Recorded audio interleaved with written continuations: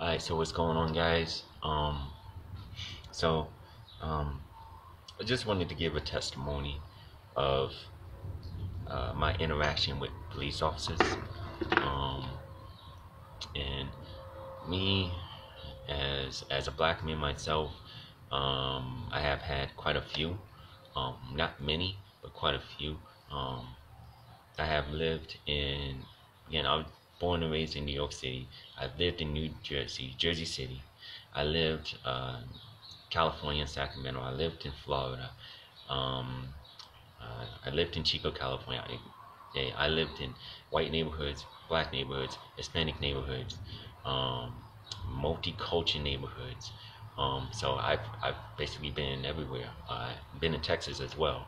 Um, I've been in the military as well for almost 4 years. So I've basically been everywhere. And but most of the uh, interaction with police have been through my youth years. You know, I'm 40 years old right now, but uh, most of my interaction is like in my teen years and in my early 20s. Um, so here it is. There was one time in which um, there's one time in which I was hanging out with my friends on my friend's porch, okay, and we were in front of his house. This is Jersey City, by the way. You know, it's in mostly a black neighborhood, Hispanic black neighborhood. Um, and what had happened was is that like we were hanging out there.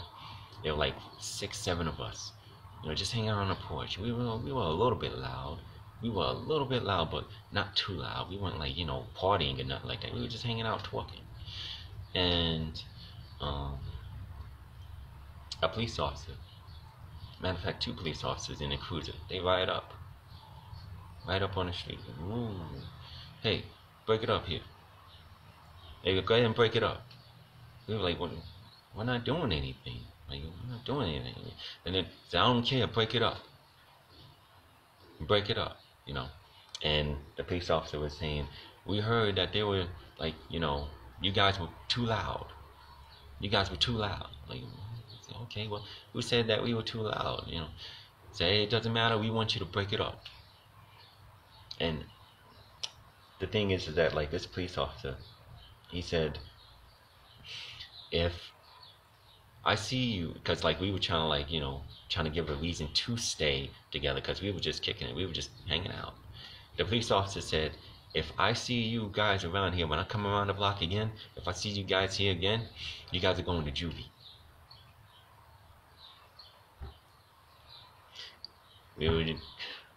That's called an intimidation tactic. That's intimidation. That's intimidation, and that's well. First of all, he arrived up and said, "Break it up." That's harassment, number one. Number two, he said, "If I see you guys here again, you guys are going to juvie." That's intimidation, harassment, intimidation. This was when I was 17 years old. I had 16, 15-year-olds hanging out with me, intimidating and harassing teenagers who were just sitting on their porch, just speaking to one another, just talking to one another on my friend's property. And it wasn't like a building, where multiple people live at. It was just one house. We were on the porch, just sitting there. We weren't running wild and doing flips or nothing like that. We were just talking to one another. Maybe we might have been loud a little bit, but we went like, it wasn't like a party, And the thing is that, I'm sorry to say, but this is typical. This is typical behavior of some police officers. They see people, black people together, or people of color together, congregating together, see them together, just hanging out on their own property, and they say, break it up. Some of you guys got to go home. Go home. Go home. It doesn't even have to be a party. It just has to be people just hanging out on their porch. And that's the saddest thing in the world.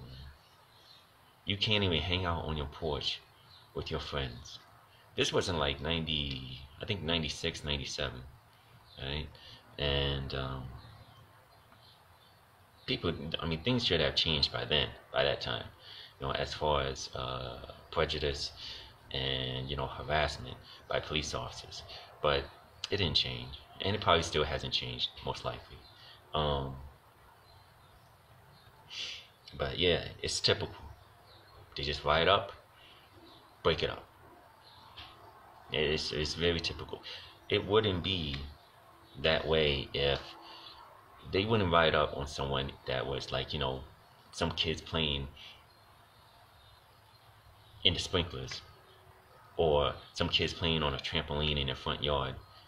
And I'm gonna say this: it wouldn't be like white kids playing on their front yard. They wouldn't do that.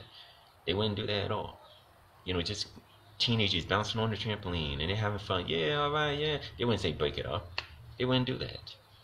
They wouldn't do that at all. I have never seen that. And I've hung out in white neighborhoods, not hung out, but I lived in white neighborhoods. I lived in multi-culture neighborhoods. I lived in just all kinds of neighborhoods, black neighborhoods, Hispanic neighborhoods. And the only time I've seen that is in black neighborhoods. And it's typical. And that's sad to say. I'll explain another story. And some of these stories may be light to some people. They may be, light. To other people, they may be a bit heavy, But another story. In Jersey City, when I was like 20, 21 years old, I was riding with my best friend. My best friend was the driver, okay? And we were driving in his car. There were 5 of us. 3 in the back seat, 2 in the front. My friend was driving. And what had happened was just that, like, we got pulled over by the cops, okay? The cops, they pulled us over. They flashing lights all in our faces, There were 2 of them. And they said, all right, everybody, let me see some ID. I think my friend, me, and maybe one other person were the only people that had ID. We all give our IDs, and to one officer, the other officer went to the driver's side towards the driver, my friend, and he said, all right, let me see your ID. And when he opened up his wallet to show his ID, to give his ID to the officer, my friend had a little badge embedded in his wallet. This little badge was from his father, because his father was a police officer in, I think it was North Bergen, or somewhere else. It was somewhere in North Jersey, and the police officer saw that. He was like, "Your father's a police officer?" And what had happened was just that I don't know how they interacted. I forgot what they interacted, but like maybe 20 seconds later, officer gave my friend his badge, or not his badge, but gave my friend his ID, and said, "All right, you guys have it. All right, you guys stay out of trouble." That's what we say. He said, "All right," and he let us go. Now, when we were driving, like, we really didn't we weren't too loud. We weren't bumping music or anything like that. We weren't, as far as I know, my friend, he's very responsible. He didn't, he didn't do any traffic violations. The cops just pulled us over because there were 5, well, there were 2 blacks and 3 Hispanics in a car driving around in a Honda Accord in the city. And I hate to say it, but I have to say it. They pulled us over because they were suspicious of something.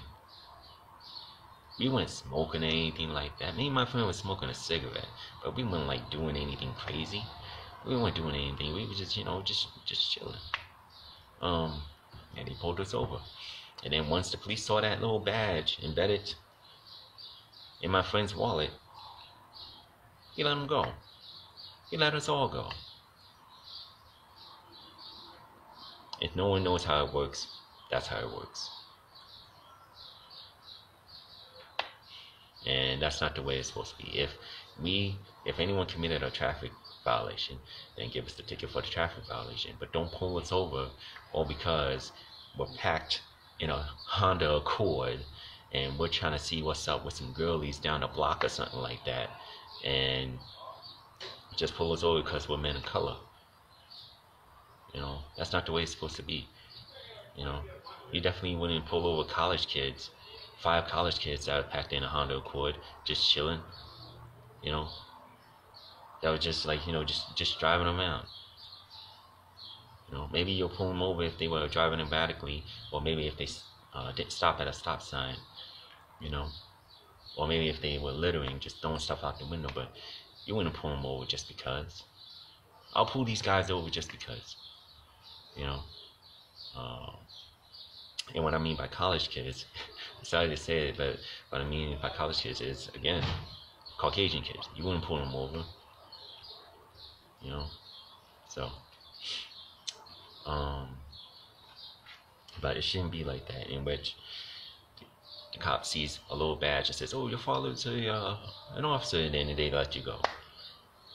I mean, I'm thankful he let us go, but the thing is, I'm thankful he didn't get us out the car and stuff like that, and waste our time and give us an intimidation lesson, because that's what I feel it is. It's an intimidation lesson. But the thing is, that shouldn't have happened at all. Okay. Explain another story.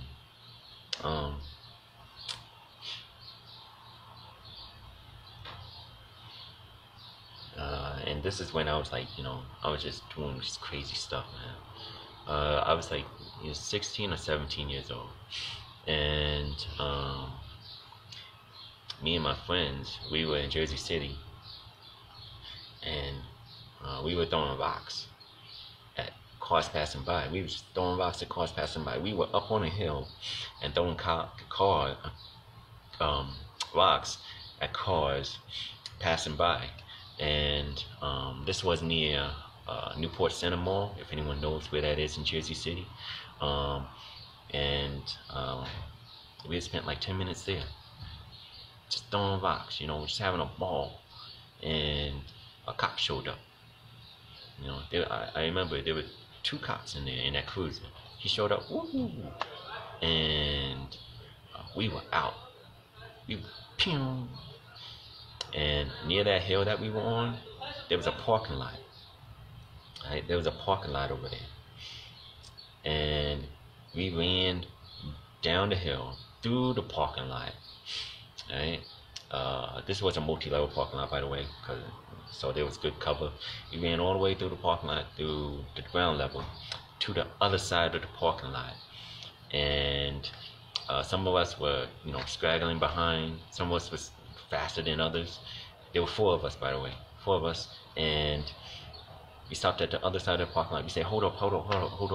Let's wait till everyone catches up. And I think I was out. I was like the fastest one there. And we stopped, and everyone caught up, and then we like, all right, everyone's together, all right. And then we turned around, and boom, whoo, cop car pulled up. Right then and there. The same cops that spooked us up on the hill. And the cop got out. I hate to say it, it looked like there was a good cop and a bad cop. And this bad cop came out and said, you guys are running pretty fast, weren't you? You guys are running pretty fast, weren't you? Say, you guys like throwing rocks? There's the bad cop talking. The good cop, he looked kind of young, looked like he was like, I don't know, maybe a rookie, maybe in his first, second year, I don't know. But this bad cop, he said, you guys like throwing rocks? Huh? How about you like all you guys to go to juvie? And of course we were guilty, we were guilty of that. My friend, who's ignorant, said, No, we're not throwing rocks. Obviously, the cops saw us throwing rocks, okay? Because they did. They witnessed us throwing rocks, but we were in the process of launching those rocks, as the cops pulled up on that hill.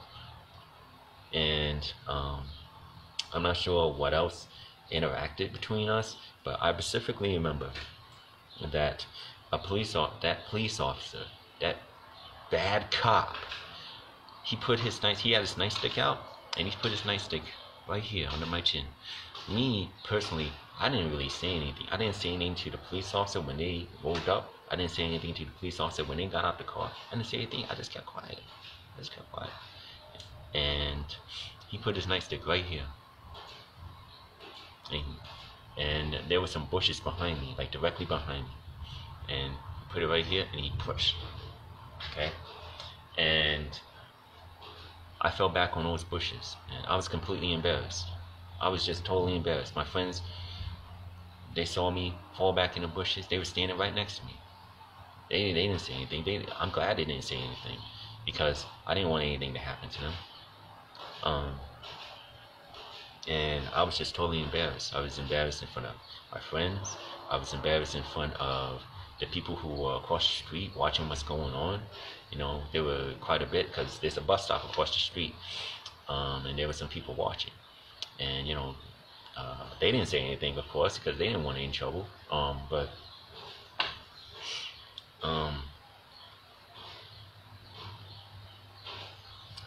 I don't know why they did it to me. I don't know why they did it. I don't know why he did it to me. I don't know. Maybe because I had braids at the time, because I did have braids at the time, and I don't know, maybe because I looked more intimidating than anyone else, because my body was kind of bulky. My body is always bulky. I'm stocky. I don't know, but that was an intimidation tactic right there. They could have arrested us right then and there and brought us to juvie, because they did witness us throwing rocks. But I'm thankful that they didn't. But there was no reason for them to do that. There's no reason. There's no reason at all. It's an intimidation tactic that some police officers do, and that's not needed. And I think they use it as a weapon to gain the upper hand on the streets or in a neighborhood. That's what I believe. And that's not the way it's supposed to be. That's basically bad news. That's bad news for us, for anyone of any color. Especially if you live in a neighborhood that has a significant amount of crime.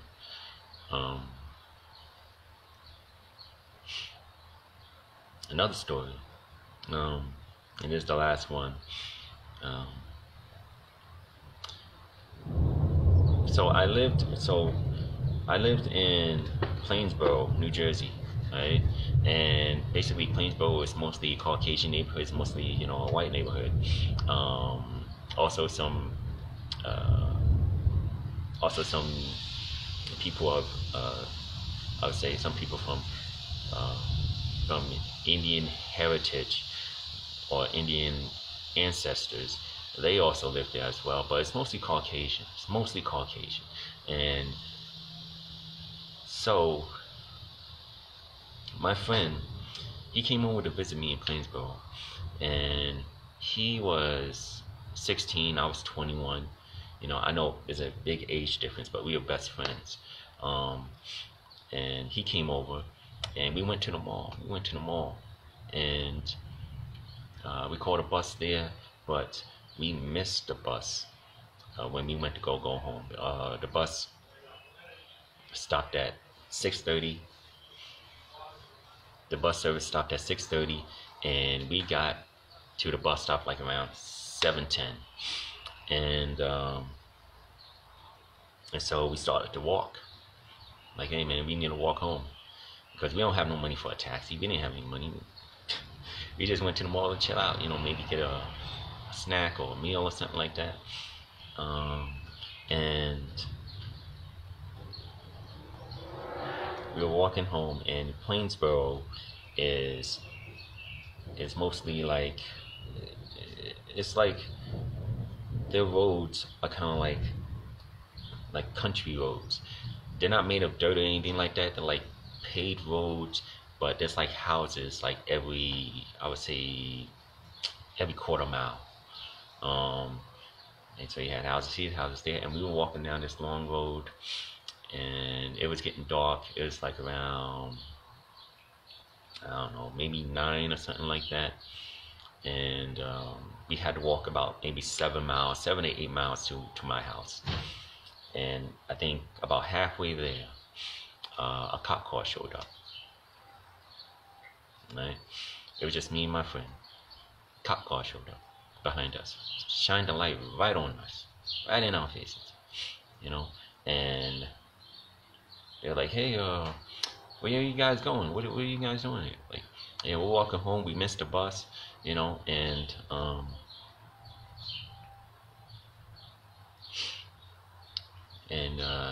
this officer, he stepped upon us and he said, "Hey, you guys don't have any weapons, do you?" It's like, "No, we don't have any weapons. No, we're good. I mean, like, you guys don't have any drugs, do you?" Like, "No, we don't have any drugs. Let me search you real quick." That's what he said. "Let me search you real quick. Let me search you."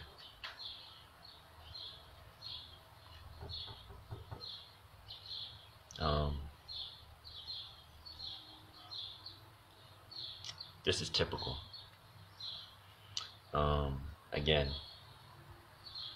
and it shouldn't be typical to just search people whenever you feel like. I mean, like, I can understand you search people when there's a crime happening, or when you suspect somebody or something, but you just searching people that are just, they are walking down a road and they're trying to get home. We explained our story, and you just want to search them just because.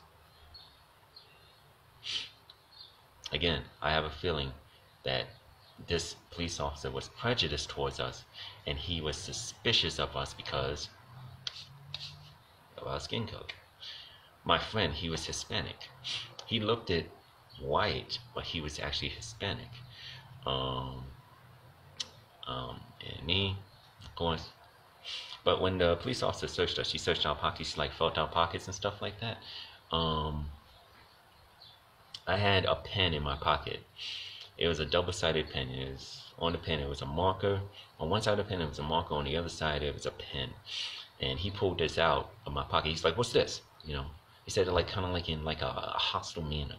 Like, "What's this?" And I explained to him. I said, "That's my marker, my pen." You know, he's like, "Oh, okay." You know, and but what happened was that, you know, the officer, he drove us the rest of the way home. And, you know, I'm thankful for that, because we don't have to walk anymore in the dark, okay? Because it's completely dark down that road. But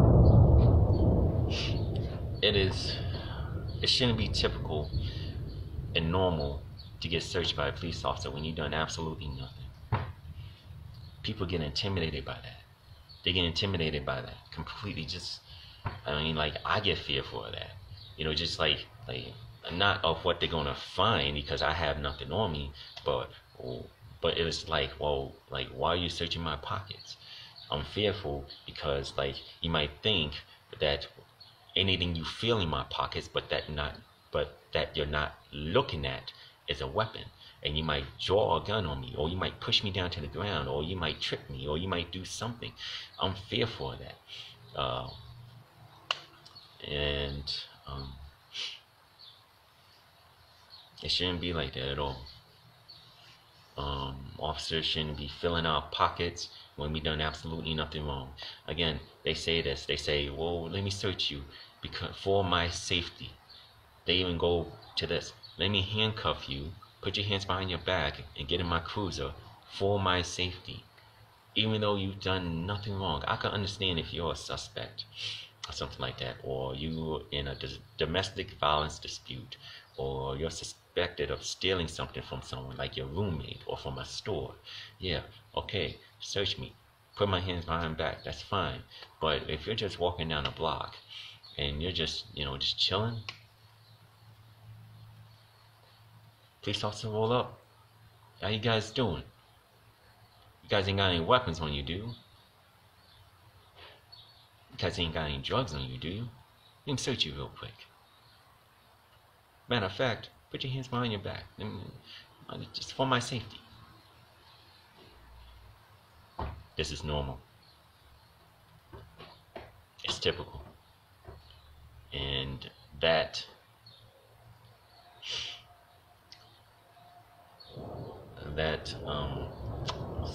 really scares people, especially teenagers, people in their early 20s, children. When they go through that, it really makes them think that police officers are all bad. It makes them think that police officers, like, why did this police officer search me? Or why did he cuff me?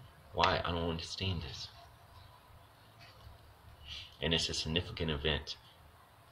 It's a significant moment in that person's life. Because it's like, well, if I'm in a police cruiser and I've done nothing wrong, then it's like I have to do nothing wrong to get arrested. It shouldn't be like that.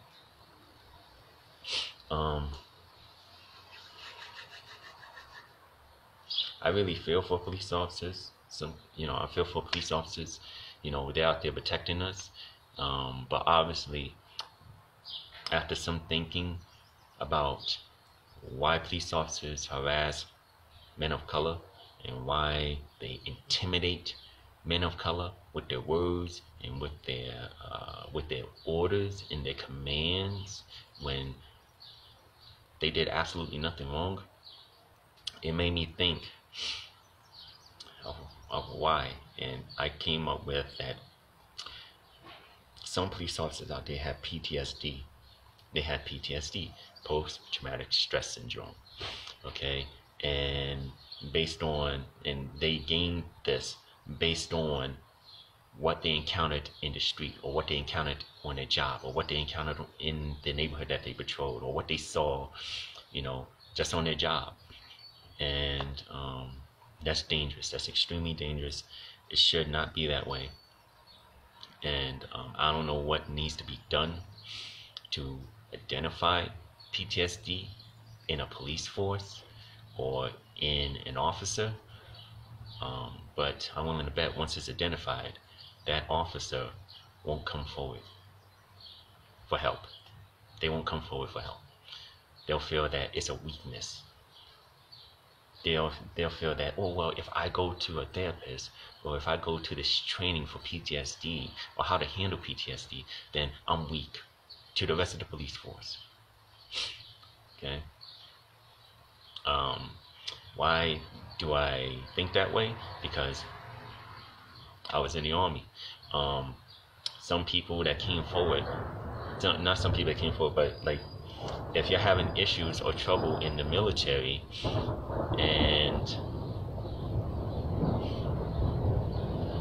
people know, your battle buddy knows, your fellow soldier knows that you have issues, then your fellow battle buddy won't really talk to anyone about it. He'll just say, okay, he'll handle it by himself.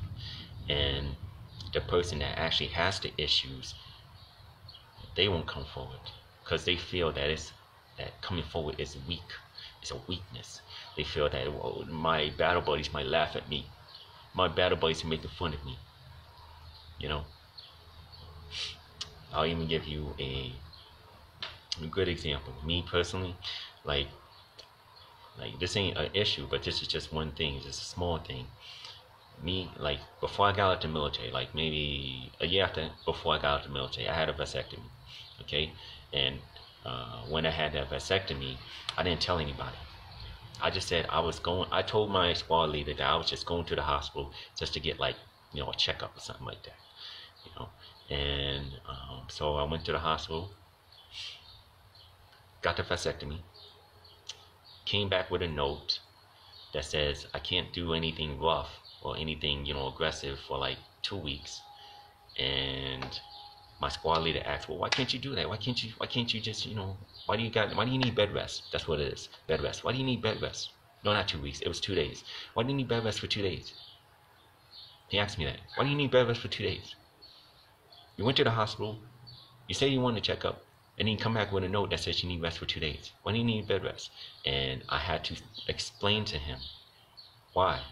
I said I had a vasectomy. Now, of course, this got spread around. Now, of course, this got spread around the platoon. This got spread around the unit. And probably a couple of days later, people talking about in formation, people talking about, hey, you got your balls cut off. That's what they said. You got your balls cut off. I was like, what? I explained how did they know? How did they know? Who told them? My squad leader. Right? You know, they mocked me. They ridiculed me all because I had a vasectomy. Now, a vasectomy is just a procedure, so you don't get anyone pregnant anymore, or or your significant other, or so you don't have children anymore. So, but if people can mock you and ridicule you for having a medical procedure, then imagine what people can do when you come forward and say, I have PTSD, I have suicidal thoughts. Hey, listen, this job is really getting to me. I just can't stand it anymore. I don't know what to do. I'm harassing people. I'm getting aggressive with people. I'm yelling at people for absolutely no reason. Imagine if you come forward with that. Imagine if police officers come forward with that. They'll be ridiculed. They'll be mocked. Their partners or their fellow partners or officers will be like, hey, listen, you just stay in the car. I'll take care of this call. You don't worry about it. I'll take care of this. I know you got problems. Just stay in the car. I'll take care of this call. I'll call you when I need backup. And that officer that has PTSD or issues with themselves in their hearts, they'll feel that that's a weakness. Like, you think I can't do this job? You think I can't do this? I don't understand. I got problems and stuff like that. But you think I can't do this job? You think I can't work normally like you? They'll think that. So, yeah, man. Intimidation, harassment, it's not supposed to happen. It shouldn't happen. Right? And officers out there, they got PTSD. Not all of them, but some of them got PTSD, and those are the ones that need help the most. All right? Now, I don't fully know how they can get help, but I definitely do know that they need some kind of peace and they need some kind of rest, and a vacation is not going to do it. Paid time off is not going to do it. Paid time off is not going to do it. Being fired is not going to do it, because they're just going to get hired by another police force. They're going to say, hey, look at my resume, this is the experience I have, and then the police force is going to say, you're hired. They need to change something in their hearts, okay? And the only way they could change is through Jesus Christ. Jesus Christ brings peace. He's the Prince of Peace, all right? And God gives them rest, okay? And but I really wish that we could integrate Jesus Christ, the teachings of Jesus Christ, into the police force. I really wish that, but because of religious rights, religion to practice, the rights to practice religion, or because of the rights to not practice religion, we may be, what is it? I guess you could say violating someone's rights, or a police department may be violating someone's rights. Like if they force a class of police officers to come in and say, okay, we're going to learn about Jesus, we're going to learn about the Lord, and we're going to learn about God. Everyone open up their Bibles, and they all got Bibles on their desk. A few officers may say, hey, wait a minute, I'm a Muslim. Another officer may say, hey, wait a minute, I worship Buddha. And another officer may say, wait a minute, I'm a Satanist. So that can't really happen because of constitutional rights, okay, for religion or non-religion. Um, I don't really know the solution. Um, but I pray that they can change their hearts. These people that have emotional problems and problems in their heart, I pray that they can change their hearts towards Christ. I pray that they will get rest and peace and not just a vacation, not just time at home, but actual real change in their hearts. Okay, because they need it. They need it the most. Okay, um, and that's all I gotta say. Okay, um, and for those of you out there that that don't like police officers and everything like that, me personally, I love police officers. These police officers in Utah, where I live, they're absolutely wonderful. Okay, I've been here for 4 years. They're wonderful. You know, uh, police officers in California, some of them I have encountered some of them, and I guess you could say it's half and half. But I wish them the best. I wish them safety. I wish them change of heart. I wish for them to have peace in their heart. Any officer that is aggressive, again, that is aggressive, that's hostile, I pray that they have peace in their heart so they can bring peace to whoever they're encountering. You know, it doesn't have to be an intimidation tactic. It doesn't have to be harassment. It doesn't have to be prejudice. It should be peace. It should be love. It should be trying to solve the problem in which you're called for to solve. Okay? So, for all the police officers out there, I'm praying for you guys. I'm praying for also the ones that are victim of police harassment. Okay?